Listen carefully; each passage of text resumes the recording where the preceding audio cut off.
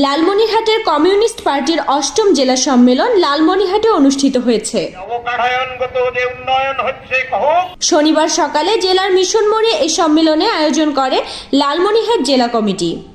জাতীয় সঙ্গীতের মাধ্যমে জাতীয় ও দলীয় পতাকা উত্তোলনের মধ্য দিয়ে সম্মেলনের উদ্বোধন করেন কেন্দ্রীয় কমিটির সদস্য বীর মুক্তিযোদ্ধা কমরেড শাহাদাত হোসেন। পার্টির লালমনিরহাট জেলা কমিটির সভাপতি অ্যাডভোকেট ময়েজুল ইসলাম ময়েজের সভাপতিত্বে অনুষ্ঠিত এই সভায় আরও বক্তব্য রাখেন কমরেড আলতাফ হোসেন, লালমনিরহাট জেলার সাবেক সভাপতি অ্যাডভোকেট রফিকুল ইসলাম, কমিউনিস্ট পার্টির গাইবান্ধা জেলার সভাপতি মোস্তাফিজুর রহমান মুকুল। এ সময় বক্তারা বলেন, বিগত স্বৈরাচারী সরকার অবৈধভাবে ক্ষমতায় ছিলেন। তারা মানুষের বাক স্বাধীনতা হরণ করেছিল, মানুষের সকল অধিকার কেড়ে নিয়েছিল, যা ভবিষ্যতে আর হতে দেয়া যাবে না। বাম গণতান্ত্রিক শক্তির উত্থান ছাড়া জনগণের মঙ্গল হবে না। অবিলম্বে জাতীয় সংসদ নির্বাচনের দাবি জানান।